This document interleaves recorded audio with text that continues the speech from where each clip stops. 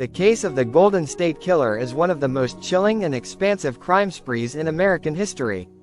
Spanning more than a decade, this elusive predator was responsible for a string of murders, rapes, and burglaries that terrorized California from the mid-1970s to the 1980s.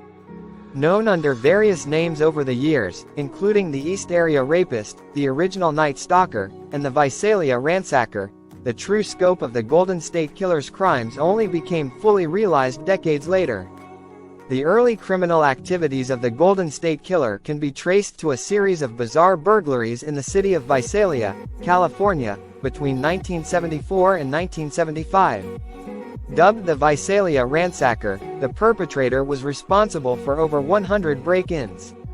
However, unlike a typical burglar, the ransacker didn't just steal valuable items.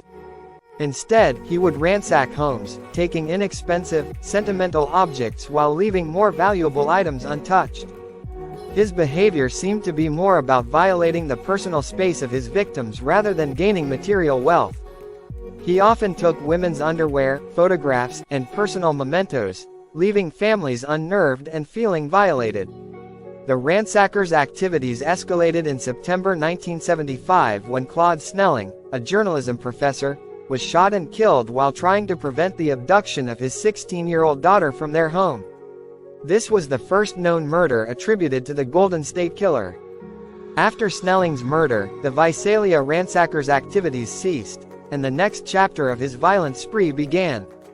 In 1976, the criminal moved north to Sacramento and began a series of terrifying home invasions and sexual assaults, earning him the name the East Area Rapist. Between 1976 and 1979, he was responsible for at least 50 rapes across multiple counties in Northern California, including Sacramento, Contra Costa, and Alameda. The East Area Rapist targeted women, usually between the ages of 13 and 41, often when they were alone or with a child. In many cases, he attacked couples, binding the male partner with shoelaces or other restraints before sexually assaulting the woman. The rapist would sometimes stack dishes on the restrained man's back, threatening to kill both victims if he heard the plates fall. He was known to meticulously stalk his victims beforehand, often learning their routines, breaking into their homes to unlock windows or leave tools behind, and then striking when they least expected it. Many victims reported receiving eerie phone calls before or after the attacks, with the assailant whispering threats, insults, or just breathing heavily on the other end of the line. The East Area Rapist was notorious for eluding authorities, slipping in and out of neighborhoods undetected. He was described as athletic, often fleeing on foot or by bicycle, using parks and open spaces to evade capture.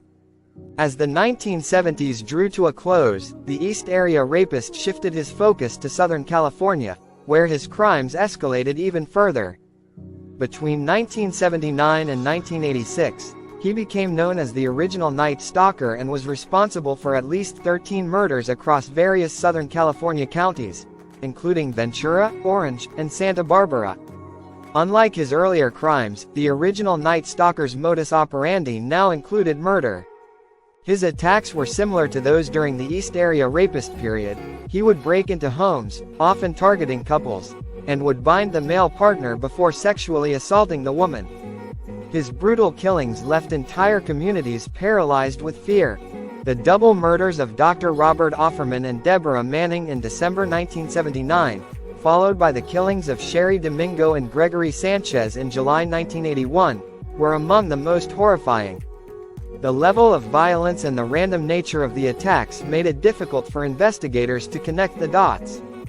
At the time, law enforcement didn't realize that the East Area Rapist and the original Night Stalker were the same person, and the crimes remained unsolved for decades.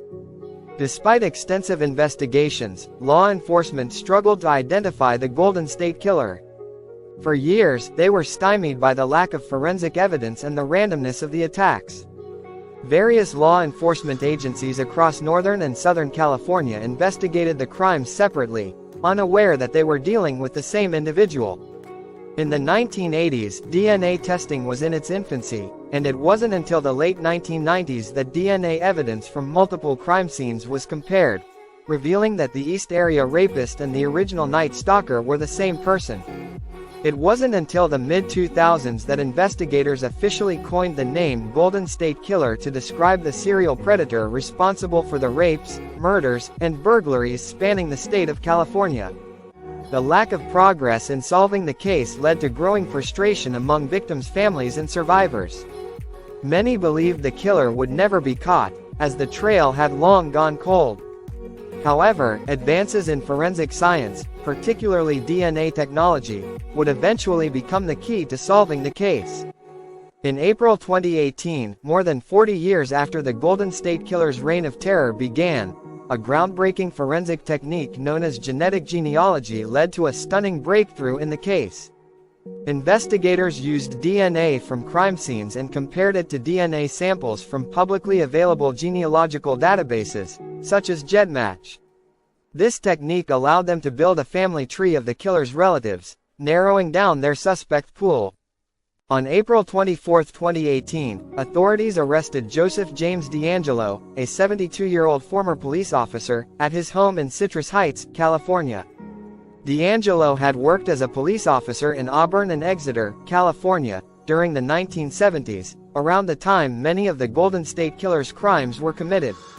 His law enforcement background likely contributed to his ability to evade capture for so long, as he was familiar with investigative techniques and how to avoid leaving evidence. DNA evidence conclusively linked DeAngelo to the murders, rapes, and burglaries attributed to the Golden State Killer. DeAngelo was charged with 13 counts of murder and 13 counts of kidnapping, along with numerous other crimes related to his rapes and burglaries. In June 2020, as part of a plea deal to avoid the death penalty, DeAngelo pleaded guilty to all charges. In a dramatic courtroom hearing, many survivors and victims' family members gave emotional impact statements, recounting the terror and devastation caused by DeAngelo's actions. Throughout the trial, DeAngelo, who had remained silent and uncooperative following his arrest, showed little emotion. However, he eventually apologized to the victims and their families, though his words rang hollow given the scale of his crimes. In August 2020, DeAngelo was sentenced to life in prison without the possibility of parole, bringing some closure to the case.